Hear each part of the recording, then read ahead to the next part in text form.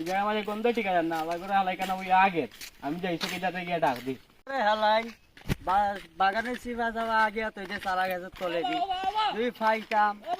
তো একটা চুট মাই দিলাম ও বাবা তুমি কেন একটা বারবার লাগনি বা কি হইছে দেখো না অন বইয়া তোমরা বিছে আগে পুরানো ও নবা দেখে যাও ইয়া আছেন ও তো কেন ডাক দে এই রে